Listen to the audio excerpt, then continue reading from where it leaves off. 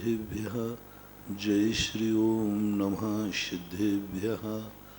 सर्वमंगलमांगल्यं सर्वकल्याणकारकं प्रधानं सर्वधर्माणां जैनं जयतु शासनं जैनं जयतु शासनं जैनं जयतु शासनं।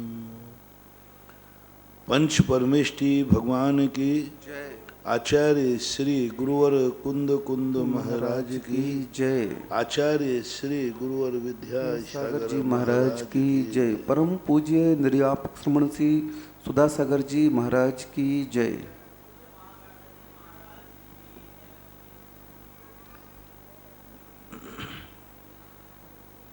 अक्षय अनंत की एक चर्चा आती है जैन दर्शन में, जिसमें से कितना भी खर्च करते जाओ वह कभी समाप्त नहीं होता। लेकिन जब व्यवहार राशि में आते हैं तो अक्षय अनंत से काम नहीं चलता, सादी अनंत की स्थितियां देखने में आती। जब हम दुनिया में जीना चाहते हैं तो दुनिया में से हमें लेना ही मात्र नहीं है, कुछ देना भी है।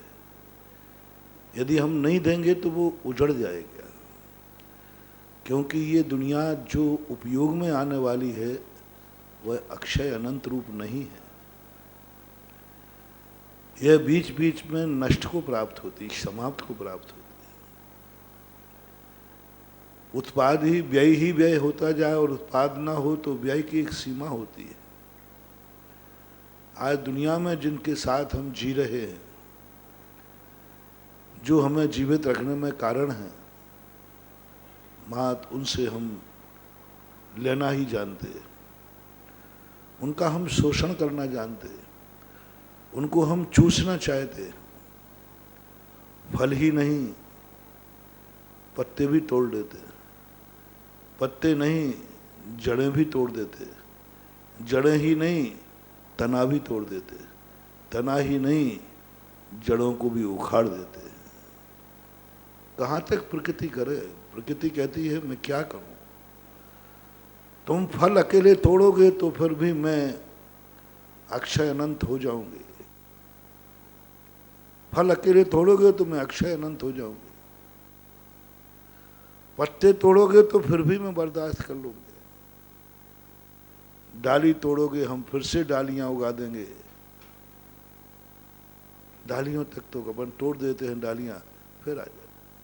लेकिन जब तुम तना ही और जड़े ही काट दोगे फिर हम कुछ नहीं कर पाएंगे। ऐसी प्रवृत्ति के लोग जो दुनिया में हैं, जैसे मैंने कल कहा था, कहीं भी दुनिया में कोई उजड़ी हुई वस्तु दिखे, समझ लेना ये कोई मानव की करतूत है। कभी भी उजड़ी हुई दिखे, कभी भी दुनिया का कोई दूसरी शक्तियां उजाड़ती ही नहीं प्रकृति को। पशु तक भी किसी पेड़ को, हरियाली को जड़ से नहीं उखाड़ते। पशु खाते हैं, पत्ते खाते, फल खाते, कभी जड़ नहीं खाते। तने को धक्का नहीं लगाते। घास भी खाते हैं तो घास को जड़ से उखाड़ के नहीं खाते, ऊपर ऊपर खाते हैं। तो पशु भी प्रकृति का कुछ शोषण करता है, ग्रहण करता है, लेकिन उसको जड़ से नहीं उखाड़ता। मानव एक ऐसा जीव है जिसके पीछे पड़ जाए उसको जड़ से मिटा देता है, जड़ से उखाड़ देता है। और इसी कारण से जो ये जड़ से उखाड़ने की शक्ति है, यही दुर्गति का कारण है। यही हिंसा का, जो दूसरे को मिटाने की शक्ति रखता है वो नियम से मिटता है, और जो दूसरे को बनाने की शक्ति रखता है वह बनता है। अब आप देख लीजिए आपके पास कौन सी शक्ति है। यदि कोई शक्ति है जिस पर तुम्हें अहंकार है, मैं चाहूं तो अभी हाल दुनिया को मिटा दूंगा, उसके नीचे आंसर में लिख लेना तुम्हारा मिटना निश्चित है, निश्चित है। क्योंकि विधि, तुमने कहा मेरे में मिटाने की शक्ति है। जो जो मिटाने की शक्ति रखता है उसमें मिटने की शक्ति जरूर होती है। ये सिद्धांत है। आज तक दुनिया में मिटाने वाला कभी अमर नहीं हुआ। अब आपको निर्णय करना है कि तुम्हें कौन सी शक्ति बढ़ाना है। मिटाने की शक्ति भी मिलती है, हमारे अंदर है मिटाने की शक्ति। इतनी मिटाने की शक्ति हमारे पास आ जाती है कि हम पूरे 3 लोग को भी उठा के फेंक सकते हैं, दुनिया का विनाश कर सकते है शक्ति। एक कला है, एक साधना, तपस्या है जो दूसरे को मिटा सकती है। लेकिन महावीर कहते हैं पहले आंसर सुन लेना, तुम्हें मिटना पड़ेगा, तुम्हें मिटना पड़ेगा। तो जो कसाई होता है, जो बहुत ज्यादा निकृष्ट होता है, वो कहता है कि मैं मिटना पसंद करूंगा लेकिन सामने वाले को मिटा के रहूंगा, मैं मिट जाऊंगा। एक सांप होता है, बहुत बड़ा सांप, कोबरा। गुनिया लोग उससे अपने मंत्र के माध्यम से जब कोई सांप काट लेता है तो बुलाते हैं, वो सांप अपने जहर को चूस लेता है। लेकिन कोई सांप ऐसे होते हैं जो कहते हैं नहीं, मार डालो। गुनिया के माध्यम से रस्सी को बांध दे, टॉवल को भांज लेते हैं और वो गुनिया पीछे से उस टॉवल को फाड़ता है। जैसे जैसे फटता है सांप फटना शुरू हो जाता है। कुछ तो टॉवल को ऐंठते ही आ जाते हैं, कुछ थोड़ा फटने के बाद आते हैं, लेकिन जो खूंखार सांप होते हैं उसके 2 टुकड़े हो जाते हैं। लेकिन वो कहता मैं मरूं तो मर जाऊं लेकिन इसको जिंदा नहीं छोड़ूंगा। उसे मरना पड़ा, नियम से मर गया। बहुत बार अपन को ये विचार करना है। बहुत बड़ी बात कल अपन ने समझी थी कि दुनिया में ऐसे कितने लोग हैं जो दूसरों को नहीं, दुश्मनों को नहीं, उपकारियों को भी जड़ से उखाड़ के फेंक देते हैं। हमने 2 दिन पहले, परसों शायद कहा था कि महान आदमी कौन, जो सर्वनाश करने वाले को बनाने का भाव करे, सर्वनाश करने वाले को भी कुछ ऊंचा उठाने का भाव करे, सर्वनाश करने वाले को भी कुछ उपकार करे। वो चर्चा की थी। आज मैं दूसरी चर्चा कर रहा हूं कि ऐसे दुनिया में कितने लोग हैं जो सर्वनाश करने की शक्ति रखते हैं और नाश करने के भाव रखते हैं। उनके लिए मैं कह रहा है, और दुश्मनों को ही नहीं। सर्वनाश करने वाले 2 शक्तियां, एक शक्ति वो जो मेरे लिए बाधक है, जो मेरे लिए दुखदाई है, जो मेरा दुश्मन है, उसको मैं मिटा के रहूंगा। ये अच्छी राजनीति का लक्षण है, अच्छी राजा का लक्षण है। अच्छा राजा और अच्छी नीति क्या करती है? राजनीति गंदी होती है, लेकिन अच्छा राजा और अच्छी राजनीति अपने दुश्मन को मिटाने का प्रयास करती है। जितने अच्छे राजा हुए उन्होंने कभी अपने दुश्मन को नहीं पनपने दिया, दुश्मन को मिटाया, कुचल दिया, नाश कर दिया। ये राजनीति है, रणनीति है। चंद्रगुप्त एक बहुत अच्छे राजा थे। चाणक्य ने उन्हें क्यों लिया था? एक बार चंद्रगुप्त बचपन में एक खेत में जा रहे थे। एक छोटे से दरिया का पेड़ था, दरिया, बालक थे वो, बहुत छोटे, बहुत ही छोटे थे, हो सकता है 4वीं 5वीं क्लास में हो। एक दरिया के पेड़ पर उनका पैर पड़ा, उसमें कांटा था, वो कांटा छुप गया। होनहार के देखना क्या लक्षण होते। उन्होंने एक पत्थर उठाया और उसको तोड़ने लगे। तोड़ ही नहीं रहे थे, बोले मैं इसको जड़ से उखाड़ के रहूंगा। तो वो उस पौधे की, उस दरिया के पेड़ की जड़ को नीचे खोद रहे थे। चाणक्य वहां से निकले। चाणक्य ने कहा बेटा क्या करो? बोले साहब ये पेड़ हमारा दुश्मन है, मेरी गति को रोक दिया, मुझे दुख दिया इसने, तो कांटा तोड़ दो। बोले कांटा नहीं, इसको जड़ से उखाड़ूंगा। और पूरा एक छोटा सा बालक एक लकड़ी लेकर जड़ से खोद रहा है उसको, जड़ से। बीच में जड़ टूट नहीं जाए, टूट जाएगी फिर से आ सकता है, जड़ से खोदेगा, जड़ से। चाणक्य ने कहा ये व्यक्ति काम का है, ये नंद वंश का नाश कर सकता है, ये राजा बनने योग्य है, क्योंकि दुश्मन को जड़ से मिटाता है। चाणक्य ने सहयोग दिया उस पेड़ को जड़ से उखाड़ करके। फिर भी वो देखता है कि देखो साहब कोई जड़ का अंश तो नहीं रह गया नीचे। चाणक्य ने बताया नहीं रह गया। बोले बस, और इतना खुश हुआ, पेड़ को कहता मेरे से टकराएगा तो ऐसे ही होगा, तेरी ये हिम्मत मेरे रास्ते में आकर क्यों पड़ा। अब ये नहीं जानता कि वो रास्ते में पड़ा है कि तुम लोग गलत रास्ते पे चल रहे हो। लेकिन बालक तो बालक होता है, बालक को तो यही लगता है खम्मा यदि सिर से टकरा जाए वो तो यही कहता है कि ध्यान रखना एक खम्मा सिर से टकराया है, इस खम्मे को पिटवाऊंगा। वो माँ से उस खम्मे को पिटवा देता है, माँ उस खम्मे को थप्पड़ मारती है, बच्चा बड़ा खुश होता है और कहता है देख ऐसे ही कुटेगा। चाणक्य ने उस पेड़ से कहा तुम मेरे से टकराएगा, तुझे मिटा दूंगा, जड़ से मिटा दिया ना, अब तेरा अस्तित्व खत्म। बताते उस चाणक्य उस बालक को ले गए, बोले राजा बनने लायक है। तो राजनीति जिसे हम गंदा कहते हैं वो भी कम से कम अपने दुश्मन को ही मिटाती है, दुश्मन को ही नाश करने का भाव करता है। लेकिन एक राजनीति से भी गंदा आदमी होता है, बहुत गंदा होता है, बहुत गंदा। राजा का तो फिर भी कल्याण हो सकता है, राजा फिर भी कल्याण। लेकिन राजा से भी गए बीता एक होता है जो निकृष्ट गुंडा, डाकू, दुर्जन, कुछ भी कहो, जो उपकारी को भी मिटा देता है, उपकारी का भी नाश कर देता है, जो उसे पालते हैं उसी को मिटा देता है। इसलिए मैं बार बार कहता हूं राजा बनने तक की तुम्हें छूट है, आप गृहस्थ हैं, आप गृहस्थ हैं, आप राजा बने, आप दुश्मन को मिटाएं। आपका विरोधी हिंसा का त्याग नहीं है, हम महाराज लोग नहीं हैं, महाराजों की बात बाद में कहता हूं। आप गृहस्थ हैं, आप दुश्मन को मिटाएं, आपके लिए माफ है, आप राजनीति करें, कूटनीति करें, जो आपको करना है करें, क्योंकि आप गृहस्थ हैं।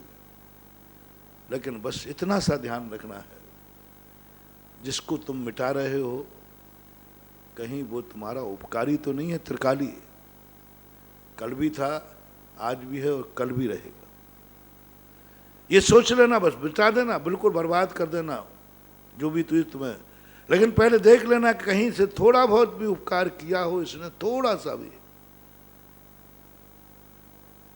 सोमदेव ने नीति में लिखा है थोड़ा सा भी उपकार, किंचित मात्र भी उपकार हुआ है, किंचित मात्र भी, तो भी उस वस्तु को जड़ से मत मिटाना, उसे दंडित करना, उसे डराना, उसके पत्ते तोड़ लेना, उसके फल तोड़ लेना, उसके हाथ पैर तोड़ देना, हाथ पैर तोड़ देना, दांत तोड़ देना, जो कुछ तुम्हें करना है सब करना, लेकिन उसके प्राण नहीं लेना। मान लो किसी जीव ने आपको थोड़ा सा उपकार किया है, लेकिन अपकार बहुत किए, उपकार थोड़ा सा, उसके लिए आचार्य ने कहा दंडित करना, वध मत करना। क्यों? इसने एक छोटा सा उपकार किया है, उसको दंड दे देना। पशु पक्षियों को किसान दंड देता है गलती करने पर, लेकिन उपकारी होने से किसान कभी पशु के प्राण नहीं लेता। कसाई प्राण ले लेता है, किसान नहीं लेता, क्योंकि उस बैल का, उस गाय का उपकार है। तो दुनिया में तो पहले तुम कुछ भी मिटाने, बर्बाद करने जा रहे हो तो एक लिस्ट मेरी तरफ से बना लेना, सोच लेना चिंतन की परिधि से। तुम मिटाओ, मैं बनाने की बात नहीं कह रहा हूं, तुम बनाओ, मिटाओ, क्योंकि तुम्हें हर चीज मिटाने की आदत पड़ी है, हर चीज को कुचलने की आदत पड़ी है, हर चीज को धूल में मिलाने की आदत पड़ी है। कुछ लोगों की आदत होती है दूसरों को धूल में मिलते देख के बड़ा मजा आता है, एक कनपटी मार चोर था, वो यहाँ एक कुछ नशे थी उसको पकड़ता था, एक हथौड़ी मारता था, मरता था। जब पकड़ा गया उससे पूछा भाई तुमसे इसे क्या मिलता था, ना तुम चोरी करते थे ना डकैती करते थे। बोले कुछ नहीं, जैसे मैं हथौड़ी मारता हूँ वो तड़पता है, उसके तड़पने से मुझे आनंद आता है, तड़पने से आनंद आता है। ऐसे पापी, एक तो पापी वो है कि चोर ढांका डालने के लिए उसने चोर मार डाला, लेकिन एक वो है जो मां शौक के लिए मार डाला, शौक के लिए मारा। शौक के लिए नहीं मारना कभी। एक शिकारी होता है, शिकारी को हमारे यहाँ व्यसन में लिया क्योंकि शिकार शौक से होता है। तो तुम्हारे जीवन में सबसे पहले एक लिस्ट बनाओ, मारना ही है तुम्हें, मिटाना ही है तुम्हें, तो मिटाने के पहले बस मेरी 1 मिनट रुकना। वो मिटा तुम किसको रहे हो मैं नहीं पूछूंगा, मनुष्य को मिटा रहे हो, पेड़ पौधों को मिटा रहे हो, एक चुल्लू भरी जल को मिटा रहे हो, एक अग्नि को मिटा रहे हो, एक पृथ्वी को मिटा रहे हो। किसको मिटा रहे हो मुझे कोई लेना देना नहीं है, जिसको भी मिटा रहे हो बस उसने क्या तुम्हारे लिए कभी उपकार किया है? कोई भी उपकार किया हो थोड़ा सा सुनो, उपकार किया हो तो बस अब पर मिटाना मत। तुम्हें दुख दिया है तो उसको दंडित करना, उसे दंडित करना, मिटाना मत, क्योंकि उपकारी है। शानक ने तो उसे मिटाया जो बिल्कुल दुश्मन था उसका, उसका उपकार कभी नहीं हुआ था क्योंकि बचपन में था वो। तुम तो बड़े हो, एक पौधे को भी उखाड़ने के पहले देखो कहीं ये उपकारी है, कभी तुम्हारे काम आया था क्या, तुम्हारे काम आ रहा है क्या? आएगा। यदि कहीं से भी झलक लगे महानुभावों में बहुत बड़ा तुम्हारे लिए एक कला दे रहा हूं, तुम मिटाने का शौक भी पूरा कर लोगे, तुम मिटोगे नहीं, तुम बर्बाद नहीं होगे। बस तुम्हें एक करुणा जागना है। ओहो, अहिंसा व्रत हो गया आपका। अहिंसा व्रत, आपका अहिंसा व्रत बहुत सरल है, बहुत सरल है आपका। मात इतना सा भाव तुम में आया, इसने एक बार मेरे ऊपर उपकार किया था बस, लेकिन मैं इसको बताए बिना नहीं रहूंगा। मैं भी कोई शक्ति हूं, मैं भी कोई हूं, इसका सिर तो फोड़ूंगा, इसके हाथ पैर तो तोड़ूंगा, इसने गाली दी है दांत तो तोड़ूंगा, इसका धन तो लूटूंगा, कुछ भी कर रहा है, बस 2 चीजें नहीं करूंगा, इसके प्राण नहीं लूंगा और इसकी इज्जत खत्म नहीं करूंगा बस, क्योंकि इसने मेरे ऊपर उपकार किया है। यदि इतना सा भाव तुम्हारे ऊपर अंदर आ जाए तो ये सारी पृथ्वी सस्य श्यामला हो जाएगी। सारी पृथ्वी में इसलिए आतंक नहीं है कि लोग यहां दुश्मन को मिटाते हैं, इसलिए आतंक है कि लोग कभी अपनों को भी मिटाते हैं, उपकारी को मिटा देते हैं। उपकारी पर सोच नहीं पाते कि ये पेड़ कभी हमें कुछ देगा, ये पेड़ ने कभी हमें एक दरिया का फल दिया था, ये पेड़ ने कभी हमें छाया दी थी, यह वृक्ष हमारे लिए कहीं ना कहीं। अब आप बस एक ही नियम हर व्यक्ति को लेना है, उपकारी पेड़ को हम जड़ से नहीं उखाड़ेंगे, उसका तना नहीं काटेंगे, उसकी जिंदगी नहीं मिटाएंगे। और मिटाना पड़ी तो परसों की बात, क्योंकि वो प्लाट के बीच में आ रहा है, क्योंकि वो रोड के बीच में आ रहा है, तो उसके साथ एक ही है कि उससे क्षमा मांगना, उससे कहना कि मुझे तुझे हटाना पड़ेगा, मैं उस गुरु का चेला हूं जो उपकारी को नहीं मिटाता हूं, लेकिन आज उपकारी हमारे मार्ग में बाधक बन रहा है, आज उपकारी हमारी जिंदगी के लिए बहुत खतरनाक बन रहा है। यदि ये जिंदा रहता है तो मेरी जिंदगी बर्बाद होगी, और मुझे जिंदा रहना है तो इसकी जिंदगी बर्बाद करना पड़ेगी। मुझे सुख चाहिए है तो इसको दुख देना पड़ेगा, और यदि इसको सुख देता हूं तो मुझे दुखी होना पड़ेगा। जैन दर्शन कहता है अपने सुख के लिए, अपनी जिंदगी के लिए तुम्हें किसी की जिंदगी बर्बाद करना पड़े तो कर डालो, पर अपने सुख के लिए। आपके प्लाट में बाधा आ रहा, आपका मकान नहीं बन पा रहा, इसलिए पेड़ काटना पड़ेगा, इसलिए काटना पड़ेगा, काट लो, क्योंकि आपके बाधक बन रहा है, आपके मकान में बाधक है, आपके रास्ते में बाधक है। जैन दर्शन कहता है वो पेड़ को जड़ से काट लो, तुम हत्यारे की कोठी में नहीं आओगे। बस दो काम तुम्हें करना है, देखना हत्यारे की कोठी में नहीं आओगे, क्योंकि तुम्हारे लिए बहुत बड़ा बाधक बन रहा था। एक पेड़ के बदले तुम्हारा करोड़ों का नुकसान हो रहा था, और पेड़ के कारण से वो प्लाट करोड़ों में बिकने वाला था, बिक नहीं रहा है। वो पेड़ के कारण से तुम मकान बनाना चाहते थे, पूरा परिवार जिंदगी भर रहता, सुख से रहते, तुम नहीं रह पा रहे थे। जिनवाणी कहती है आप ग्रस्त हैं, विरोधी हिंसा का त्याग नहीं, आपके उद्योग में, आपकी आजीविका में, आपके सगुन में यदि कोई चीज बाधक बनती है तो उसको हटाना ही विरोधी हिंसा कहलाता है। और विरोधी हिंसा आपके लिए क्षम्य है। हिंसा तो है, हिंसा है, लेकिन क्षम्य है, क्योंकि आपने ना। लेकिन दो बातें ध्यान रखना, एक तो उस पेड़ को पहले से बोल देना, पहले ये देख लेना ये पेड़ किसका है, ये पेड़ किसकी सुबह। दो प्रकार की बातें आएंगी। एक पेड़ स्वयं, उसकी जिंदगी तुम मिटा रहे हो अपने लिए, उसके बदले तो तुम कुछ नहीं दे पाओगे, पेड़ को तो मिटना ही है।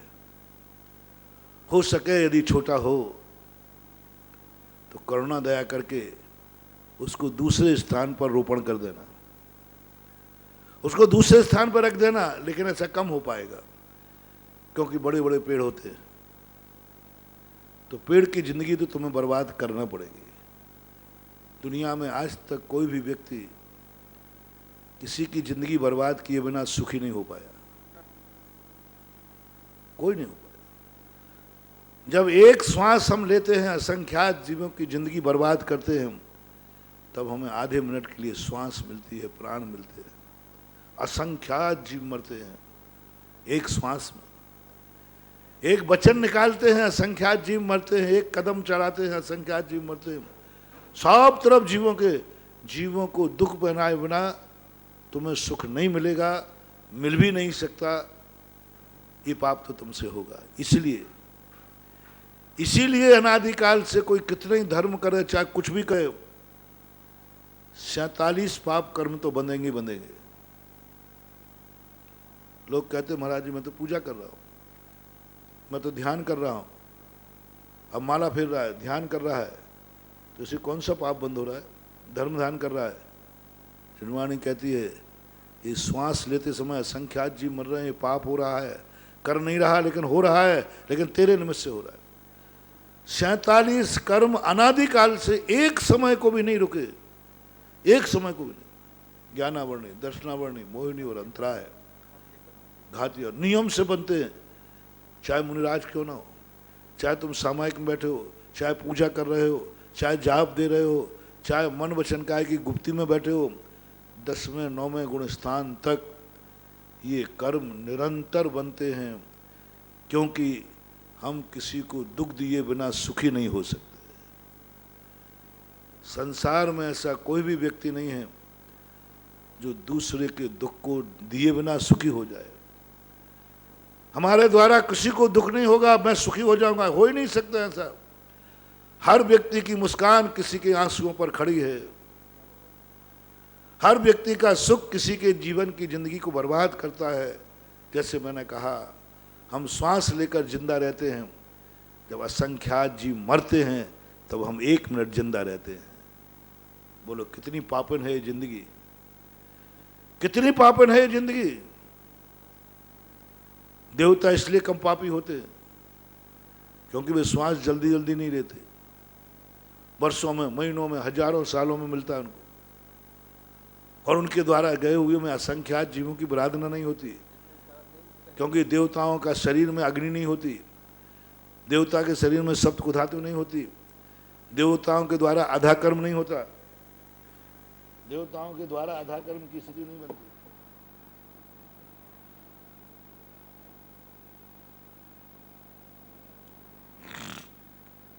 पूज्यवर वीर सिंह स्वामी महाराज ने लिखा, देवताओं के द्वारा आधा कर्म नहीं होता, यानी वे श्वास भी लेते हैं तो उनसे वायु का जीव मरते नहीं है, क्योंकि उनके शरीर में हीट नहीं है। अपने शरीर में तो जो भी जाता है श्वास, वो मरे बिना रह नहीं सकता, नासिका के अंदर गया नहीं, जल के भस्म हो जाता। मनुष्य त्रियंचों की सबसे बड़ी विडंबना है। देवताओं को कोई दूसरे ढंग से पाप होता है, लेकिन अपने लिए असंख्यात जीव मरते हैं जो अपन 1 मिनट जिंदा रहते हैं। कितनी पापन है जिंदगी। हम तो कह रहे हैं कि हम तो नमोकार मंत्र पढ़ रहे हैं श्वासोच्छ्वास पर, वो तो पढ़ रहे हो, लेकिन कितना मर रहे हैं। हम तो प्रवचन दे रहे हैं और क्या कर रहे हैं। एक मुंह से शब्द निकलता है, असंख्यात जीवों की जिंदगी बर्बाद होती है, तब तुम्हारे कान में एक शब्द भेज पाता हूं। एक शब्द भेजा तुम्हारे कान में, लेकिन उसके बीच में असंख्यात जीवों की बरादना हो गई। ये हाथ उठाया, एक हाथ उठाने में तुम्हें मजा आ गया, आनंद आ गया, महाराज ने आशीर्वाद दे दिया। मालूम कितनों की जिंदगी बर्बाद करके हाथ उठाया। यहां से यहां तक हाथ उठाया, असंख्यात वायु का जीव नियम से मर चुके, नियम से मर चुके। इतनों को जब मारा, इतने जब मरे, तब कहीं तुम्हें एक आशीर्वाद मिलता है। भोजन अपन शुद्ध कर रहे हैं, 16 का भोजन कर रहे हैं, नहीं बंधु। एक भोजन बनता है शुद्ध, कितने जीवों की जिंदगी खाती है। शुद्ध भोजन करने वालों को बता रहा है। जो कहे मैं तो शुद्ध भोजन कर रहा हूं, मुझे तो पाप का बंध होगा ही नहीं। अरे वो शुद्ध भोजन कितने जीवों की हत्या करके बना है, कितने जीव मरे उसके अंदर। एक सब्जी बनी है, एक रोटी बनी है, एक दाल बनी है, चलो ये सूखी बनी है, मरे अपने आप, लेकिन इनको पकाने के तो असंख्यात जीव मरे, इसको पैदा करने के लिए तो असंख्यात जीव मरे। गेहूं कोई आकाश से नहीं टपकते। एक किसान में कितने जीवों को मारता है, एक खेती करने में कितने जीव मरते हैं। विकलेंद्री, संगी पंचेंद्री, मेंढक, केंचुए, जब कहीं तुम्हारी एक रोटी आती है। हम तो 16 की रोटी खा रहे हैं, हम तो शुद्ध रोटी खा रहे हैं। थोड़ा सा तरकाली स्वभाव देखो तो रोटी का तरकाली स्वभाव, वो रोटी कहाँ से चली है, कितने लोगों की जिंदगी बर्बाद करके गई है। एक खेत में जब किसान हल चलाता है, कल्पना करना कितने जीव की बरादना। वनस्पति काय की तो है ही अनंत आनंद, पृथ्वी काय की जीवों की बरादना, पृथ्वी काय के साथ साथ 30 जीवों की बरादना।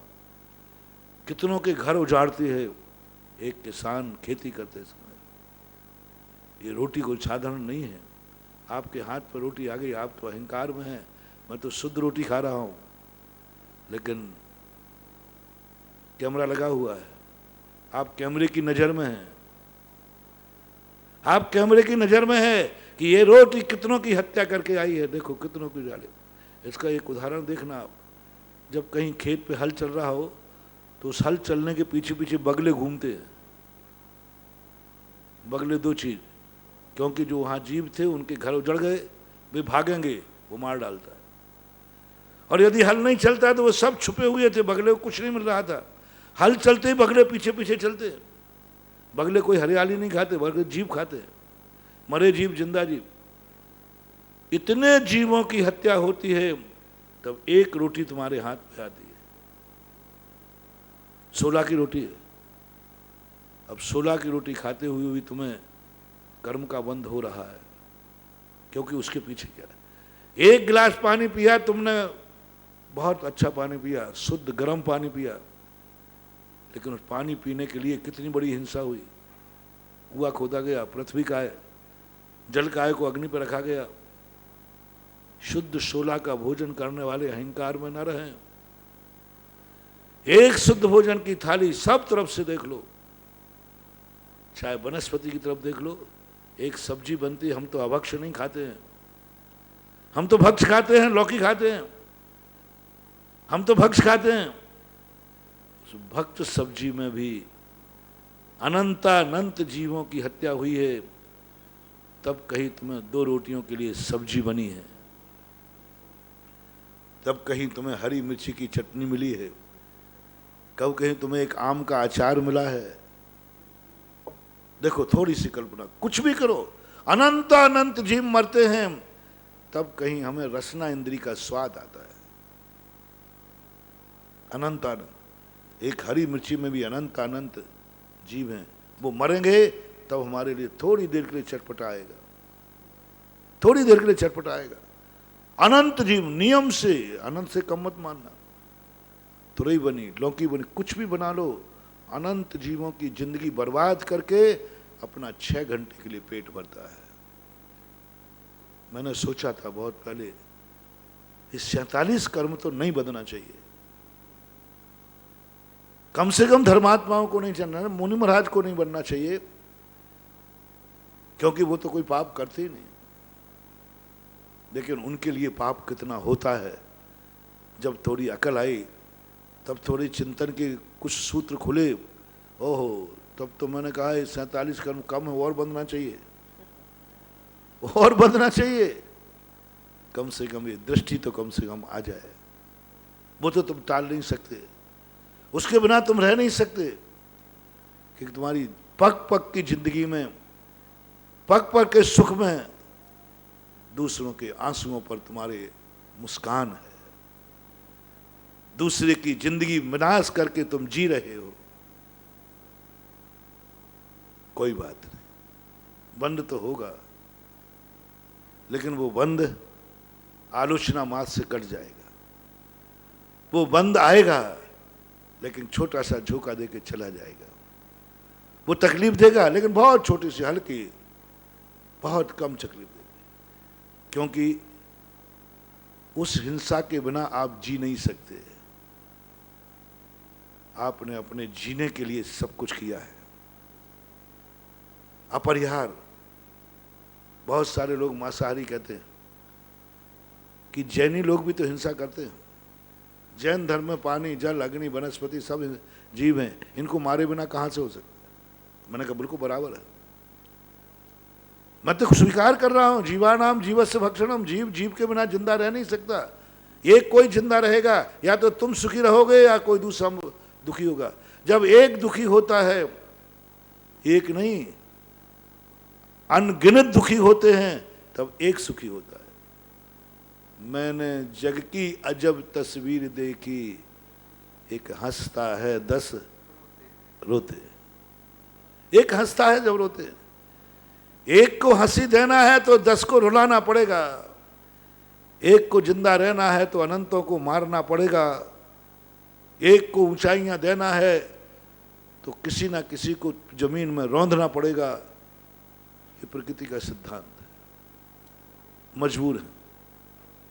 तो जैन दर्शन ने कहा, जो वस्तुएं तुम्हारी जिंदगी के लिए बाधक हैं, जिसके बिना तुम जिंदगी नहीं जी सकते हो, वो जियो, मरे तो मरने दो। जिसके बिना तुम्हारी जिंदगी नहीं चल सकती, वो मरेंगे। चिन्वाणी कहती है, इसके बिना तुम जिंदा रह जाओगे? नहीं। श्वास के बिना तुम जिंदा रह जाओगे? नहीं।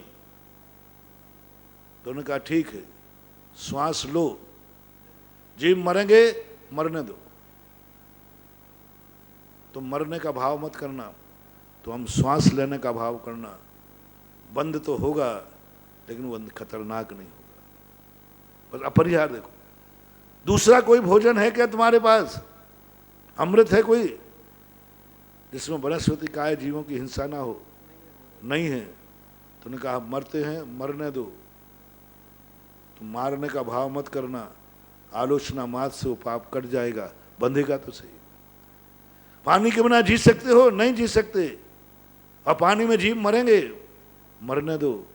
तुम मारने का भाव मत करना, पाप लगेगा, आलोचना से कट जाएगा। बस ये निशान लगा दो, इसके बिना मेरी जिंदगी नहीं चल सकती। बस जिसके बिना जिंदगी, दूसरा अल्टरनेट है तो ढूंढ लेना, दूसरे अल्टरनेट के बिना आप जी सकते हो तो जी लेना, पूरी ताकत लगाना। मैंने उन सज्जन को समझाया, हम लोग वही चीज खाते हैं जिसका दूसरा कोई अल्टरनेट नहीं है, उसके बिना। लेकिन तुम्हारे पास तो अल्टरनेट है, फिर भी तुम खा रहे हो। मांस के बिना भी तुम्हारी जिंदगी चल सकती है, फिर भी तुम मांस खा रहे हो। मैं तो अन्न के बिना नहीं चल सकता, पानी के बिना नहीं चल सकता, मेरी कमी मजबूरी है। लेकिन तुम्हारी तो खून के बिना चल सकती है, मांस के बिना चल सकती है, अंडे के बिना चल सकती है, फिर भी तुम खा रहे हो तो तुम महापापी हो, तुम्हें पाप लगेगा, क्योंकि तुम्हारे पास अल्टरनेट है। एक रास्ता है, दो रास्ते। एक रास्ते से जाएंगे तो जीव मरेंगे, दूसरे से जाएंगे तो बचेंगे। तो व्यक्ति को उसी से जाना पड़ा, दूसरे रास्ते चला गया। लेकिन एक ही रास्ता है, कोई दूसरा रास्ता है ही नहीं। कितना ही प्रयास करो, दूसरा रास्ता है ही नहीं। अब कोई रास्ता नहीं, अब मरना निश्चित है। या तो मारो या मरो, या तो मारो या मरो, सामने चीटी है, कोई दूसरा रास्ता नहीं है, कोई दूसरा रास्ता नहीं।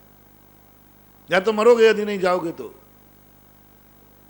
फिर जिनवाणी क्या कहती है, इसका हमें एक उदाहरण मिला। पूज्यवर बटकेर महाराज की टीका पर पशुनंदी महाराज ने लिखा, मूल में भी आया, रात्रि में साधु को लघु शंका जाने का भाव आया, शौच जाने का भाव। बड़ा अच्छा उदाहरण दिया उन्होंने। कहा देखो रात में तुम्हें बाधा हुई है, बोले हाँ रोक सकते हो, रोको। पूरी ताकत लगाता है साधु रात में रोकने की, कि मुझे लघु शंका शौच को नहीं उठना पड़े। हम लोगों को आचार्य श्री ने खूब साधना कराई इसकी। बोले जैसे बने तैसे, रात में उठने नहीं देते थे आचार्य। बोले नहीं लघु शंका रोको, रात में मत जाना, सुबह के पहले मत जाना। 8 महीने तो निकल जाते थे, ठंड में आफत हो जाती थी, हमारे आचार्य से भी नहीं उठते थे। बोले रोको, बोले नहीं रुके तो बात की बात अलग है, पहले रोको। नहीं रुके तो बात अलग है, रोको पहले।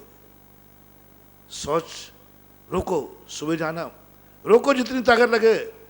साहब वो नहीं रुक रही, नहीं रुकेगी, और नहीं उठे तो पाटा यदि नहीं गए तो महाराज जी आसाधना हो जाएगी। बहुत तेजी के साथ लगी, नहीं रोकेंगे तो होगी, नहीं रोकेंगे तो जाना पड़ेगा। पीछे से दस्त है, तो फिर उन्होंने कहा देखो एक काम करो, जाओ पहले ऐसे स्थान पर जाओ जो स्थान तुम्हारा दिन में देखा हुआ हो, जो स्थान तुमने दिन में देखा हो। और अपरिचित स्थान हो तो फिर उस स्थान को आप हाथ से देखना, उल्टे हाथ से, जीव तो नहीं है। वहां जीव मिले तो दूसरे स्थान पर जाओ, दूसरे पर नहीं मिला तीसरे पर जाओ, 2-4 स्थान देखो, फिर भी कोई स्थान नहीं मिले और अब रुकने की संभावना नहीं है, तो बोले जहां है वहीं कर लो। मैंने कहा ये बात बड़ी बात है। अब कोई उपाय था नहीं, कुछ नहीं, 4 जगह देख लिया, 10 जगह देख लिया, अब कोई उपाय है नहीं, और शौच लघु शंका रुक नहीं रही है। तो उन्होंने कहा कोई बात नहीं, अब जहां हो वहीं कर लो। वो अयोग्य स्थान है, वहां घास थी, वहां जीव थे, जीव जंतु थे, लेकिन करें क्या, कोई उपाय नहीं था। अनुमति दे दी, अनुमति दी उन्होंने। जब कोई उपाय नहीं, अब कर लीजिए, इसका ज्यादा पाप नहीं होगा, आलोचना से थोड़ा सा प्रायश्चित से पाप कट जाएगा, क्योंकि तुमने प्रयास पूरा किया है।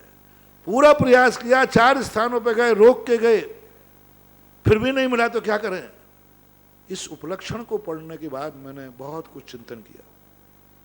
जब ये बात मुझे मिली मूलाचार से, मैंने इसको नर्सरी का पौधा मान के उठा लिया और मैंने अपनी बुद्धि पर इसको नर्सरी लगाई और फिर मैंने इसका जो विस्तार किया, मैंने कहा इसलिए मुनि महाराज सेवन तो भी न सेवदी। कुंद भगवान ने ये कैसे कह दिया, सेवन तो भी न सेवदी, हिंसा करता हुआ भी हिंसक नहीं, झूठ बोलता हुआ झूठा नहीं। क्यों? जल से भिन्न कमल कैसे? ऐसी परिस्थिति जिसमें सारे संपूर्ण पुरुषार्थ कर लिए जिंदगी जीना, फिर तुलना करता है, मेरे जीना ज्यादा फायदा है कि इसका जीना? नहीं, मैं मुनि हूं, महावृत्ति हूं, मेरा जीना ज्यादा महत्वपूर्ण है। मेरा सबके लिए, अपने लिए भी दूसरों के लिए भी। चींटी मरेगी भी तो मरेगी, रास्ता दूसरा है नहीं, बहुत कम रास्ता। इसलिए जैन दर्शन ने उन चीजों से तुम्हारे लिए बरी कर दिया, लेकिन फिर भी बंद तो कराया। मैं जिसकी बात कर, फिर भी उन्हें 47 पाप कर्म तो बंधेंगे, चाहे तुम पाप मजबूरी में करो, चाहे कैसे करो, गलती तो गलती है। गलत स्थान पर तुम्हें लघु शंका जाना पड़ी, लेकिन पाप तो हुए ही, हिंसा तो हुई, वो मजबूरी में हुई, बात अलग है, इसलिए कर्म तो बंद होगा। ये माफ कर दिया। दूसरी बात जो मैं कह रहा था, दूसरा व्यक्ति ग्रस्त कहता है मेरा जिंदा रहने में फायदा है कि इसके। अब मुनिराज को हटा दिया। मुनिराज ने तो यही सोचा, मेरे पास कोई उपाय नहीं, उपाय होता तो मैं कर लेता,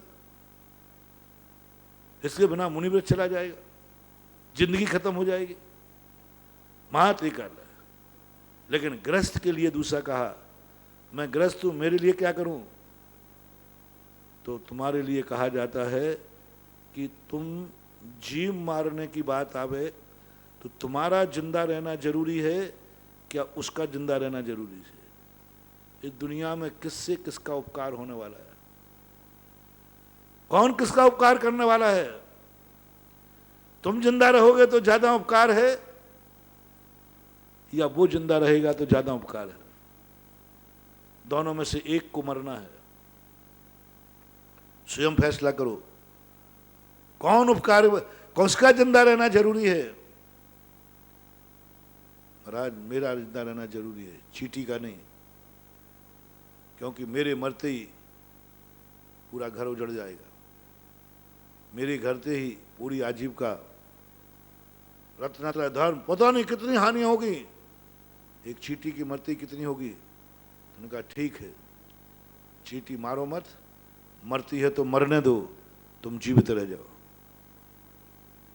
शरीर में कीड़ा पड़ गया है, यदि नहीं निकालते हो तो तुम मर जाओगे, तुम्हारे बढ़ते ही मान्यपूति हो जाएगी, स्त्री विधवा हो जाएगी, बच्चे अनाथ हो जाएंगे, तुम्हारा धर्म ध्यान छूट जाएगा।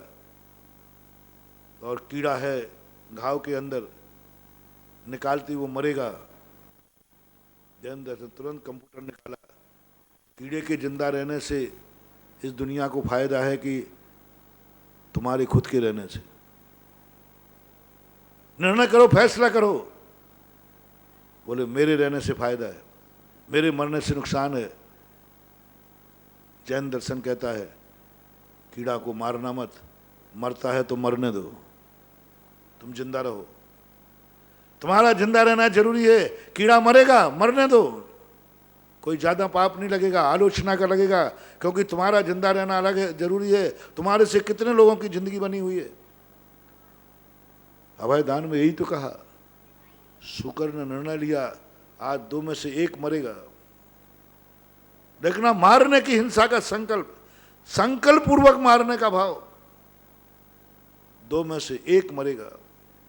या तो आज महाराज मरेंगे, या आज ये शेर मरेगा, और या मैं मरूंगा। 3 में से कोई 1 बचेगा, और ये भी फैसला है कि 2 मरेंगे। 3 व्यक्ति हैं, 2 मरेंगे, 1 बचेगा, क्या करें? शुक्र ने तुरंत सोचा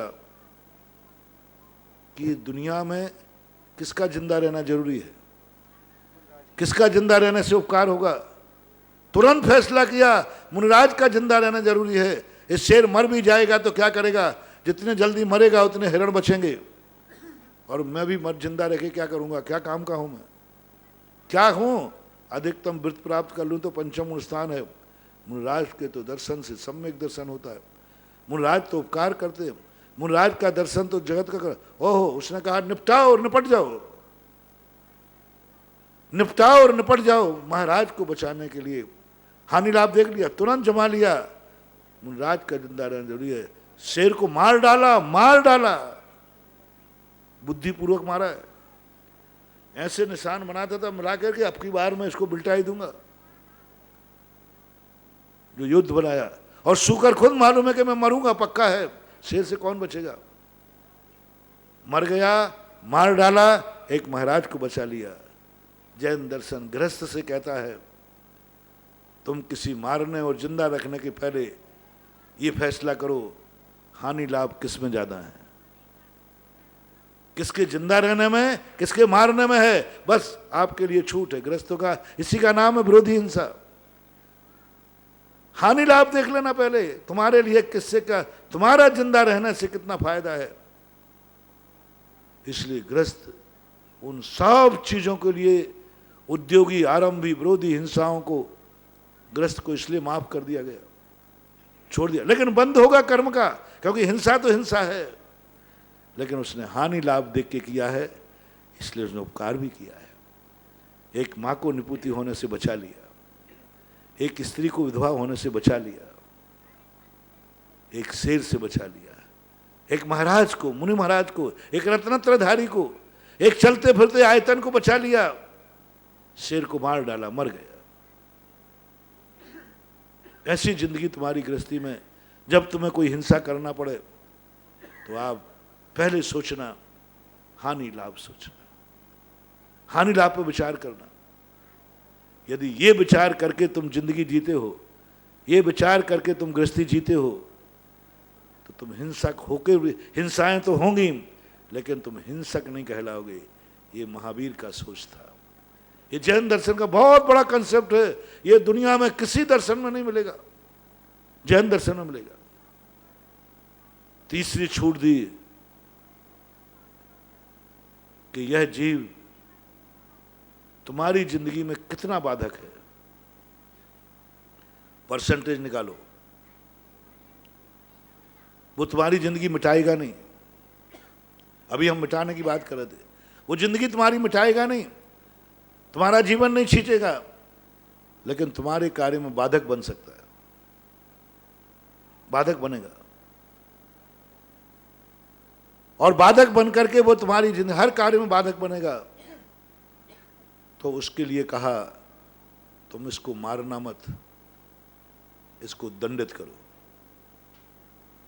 इसको दंडित करो, हाथ पैर तोड़ दो, इसको डंडे मारो। ऐसे सोच के मारना, मर ना जाए, मर ना जाए, ध्यान रखना। डंडा मारना है, हंटर मारना है, थप्पड़ मारना है, सावधानी से मारना। गृहस्थ को कह रहा हूं मैं, मारने की छूट दे रहा हूं, लेकिन निर्णय पहले करना। ये हमारे हर कार्य में बाधक बनता है। प्राण तो नहीं लेगा, जिंदगी तो बर्बाद नहीं करेगा, लेकिन हर कार्य में डिस्टर्ब करता है, कुछ करने नहीं देता, कुछ नहीं करने देता। जब देखो जब बीच में आ जाता है। तो जिनवाणी ने कहा, डंडा उठाओ, यहां तक तुम्हें छूट है, उसके हाथ पैर तोड़ देना, सिर फोड़ देना, दांत तोड़ देना, डंडे से मार देना, लेकिन सावधानी से मारना, वो मर ना जाए, वो मर ना जाए। उसकी जिंदगी को जड़ से खत्म मत करना। काकड़ी के चोर को कटार मारिए नहीं, ऐसा एक आता है ना। किसी ने तुम्हारे बाड़े में से ककड़ी चुरा ली, वो तुमने लगाई थी, तुमने खाने के लिए लगाई थी, बहुत अच्छी लगाई थी, क्योंकि ककड़ी आएगी, तुम रोज को देखते, आज नहीं कल तोड़ूंगा, थोड़ी और पक जाए। उसी रात में किसी ने तोड़ लिया, तो नीति बनाई गई, ककड़ी तो चोरी की है, बाधक तो बना है, कटार मारिए नहीं, उसके प्राण मत लेना, डंडा मार देना, थप्पड़ मार देना, प्राण नहीं लेना। ये तीसरा कंसेप्ट दिया जैनाचार्यों ने गृहस्थों के लिए, यहाँ तक गृहस्थ जो बंद करता है वो है बंद आलोचना से, प्रतिक्रमण से, छोटे से प्राश्चित से कट जाता है, क्योंकि हाँ हानि लाभ हो गया। अब वो जो चौथे नंबर का बात था, जो ग्रेस वाला बात थी, जिसने तुम्हारे ऊपर किंचित उपकार किया है, किंचित भी उपकार किया है, उसको तो तुम्हें मारना नहीं है। मारने की नौबत आए तो इस ढंग से मारो, शस्त्र से नहीं, हाथ पैर न टूट जाएं, क्योंकि तुम्हारे ऊपर उपकार किया है। हाथ पैर नहीं तोड़ना, सिर नहीं फोड़ना, मात इस ढंग से मारो कि उसको कोई भी ज्यादा पलस्तर वाली चोट नहीं लगे, लेकिन थप्पड़ तक मार दो, डांट दो, फटकार दो, थोड़ी देर के लिए भोजन पानी बंद कर दो, ताड़ित करो, लेकिन हाथ पर मत तोड़ना, उसकी जिंदगी को निष्क्रिय मत करना, क्योंकि इसने एक बार थोड़ा सा उपकार किया था, एक बार ये मेरे काम आया था। वो कोई भी हो सकता है। एक बार मैं रास्ते में चलते चलते थक गया था, इस पेड़ ने मुझे छाया दी थी, आहा, एक बार दी थी, एक बार। इस पूरे जाति का, एक बार मैं थक गया चलते चलते, बहुत परेशान था, चक्कर आ रहा था, गर्मी बढ़ रही थी, अंतराय था, लेकिन जैसे मुझे एक पेड़ मिल गया, ओहो, इस पेड़ जाति का मेरे ऊपर बहुत बड़ा उपकार है। पेड़ जाति का, आप देखना, ज्ञानी व्यक्ति को माफ करा रहा हूं, एक पेड़ के नीचे छाया पाई थी और ज्ञानी ने कहा, इस सारी पेड़ जाति का मेरे ऊपर उपकार है, मेरे लिए एक बार छाया दी थी, इसने उपकार हुआ, एक बार छाया दी थी और पूरी जाति पर का उपकार मान लिया तुमने, और तुम्हें आया। ना जाने पेड़ कितनों को क्या देते हैं। इनके बंधु हाथ पर मत तोड़ना, इनके फल तोड़ लेना, इनके पत्ते तोड़ देना, छोटी छोटी डालियां तोड़ देना, वहां तक इनको तोड़ देना जहां तक वे पुनः पनप सके, पुनः पनप सके। तुमने पत्ता तोड़ दिया, वो फिर से आ जाएगा, फल तोड़ दिया, फिर से आ जाएगी, छोटी डाली टूट गई, वहां तक तुम्हें छूट है, पुनः पनप सके, वो अपनी जिंदगी जी सके, वो अपनी जिंदगी जी करके उसको दंड तो मिल गया उसी दिन जिस दिन तुमने उसको थप्पड़ मारा, लेकिन वो थप्पड़ की चोट एक दो दिन रहेगी, ठीक हो जाएगी। उपकारी को थोड़ा सा उपकार है। अब आपको मैंने ये चार चीजें आपके लिए बता दी मैंने, कि इन चार चीजों पर विचार करो आप, कि आपकी कितनी बड़ी चीजें हैं, और उसके बाद फिर तुम्हारे लिए कोई पांचवा रास्ता नहीं, ग्रेस तक का रास्ता, ग्रेस तक का रास्ता आपको दिया जाता है, ग्रेस तक का रास्ता। लेकिन आप सप्लीमेंट्री चाहते हैं तो लो, चलो एक सप्लीमेंट्री का एक सेकेंड एग्जाम और देते, फेल तो हो जाओगे। सप्लीमेंट्री, यदि तुम्हारे लिए किसी ने उपकार किया हो, उपकारी हो, लेकिन तुम्हारे लिए उसकी आवश्यकता है, तुम्हारा कुछ भी उसने बिगाड़ा नहीं, पांचवें नंबर का कुछ भी कभी बिगाड़ा नहीं तुम्हारा, और ना बिगाड़ रहा है और ना बिगाड़ेगा, बल्कि तुम्हारे उपकार करने वाला है, किया है, कर रहा है, लेकिन आज तुम्हें उसकी जरूरत है, आज उसकी तुम्हें जरूरत है, जरूरत पड़ गई तो जिनवानी कहती है, ठीक है, उसका तना भी काट लो, तुम्हें लकड़ी की जरूरत है, मोटी डाली भी काट लो, लेकिन जड़ मत उखड़ने देना, उसको वहां से काटना जहां से वो जल्दी नहीं पनप पाएगा, बहुत दिन के बाद समझेगा। जो वनस्पति काटने वाले लोग होते ना, जो ओरिजिनल किसान होते हैं, वे पेड़ को मालूम रहती कहाँ से काटने पर हमें मोटी लकड़ी भी मिल जाएगी और पेड़ के पुनः पीके आ जाएंगे। एक सीमा होती है, जहाँ से काटने के बाद फिर पेड़ पुनः नहीं पनपता। लेकिन एक ऐसा स्थान होता है जहाँ से काटने के बाद पुनः उसमें डाली फट जाती, भली समय लगता है। तो यदि 5वें नंबर पर तुम्हें उतरना पड़े कि ये चीज़ मुझे चाहिए है, तो उसको इतनी हानि पहुंचाना कि वो मरने के पहले जिंदगी में अपनी जिंदगी को बनाने की तरफ चला जाए। हर वस्तु के साथ तुम्हें यही व्यवहार करना है, हर व्यक्ति के साथ। और ये 5 व्यवहार तक मैंने सप्लीमेंट्री दे दी। और जिसकी चर्चा मैंने कल की थी, आज की थी, ऐसा गुंडा, ऐसा डाकू, ऐसा पापी जिसके पास ना तो आवश्यकता है, ना वो बाधक है, ना उसने कुछ किया है, बल्कि उपकार किया है उसने, और तुझे जरूरत भी नहीं है, फिर भी तू उसे मिटाने को सोच रहा है, तो सावधान। ऐसा व्यक्ति जो दूसरे को मिटाएगा वो स्वयं मिटेगा।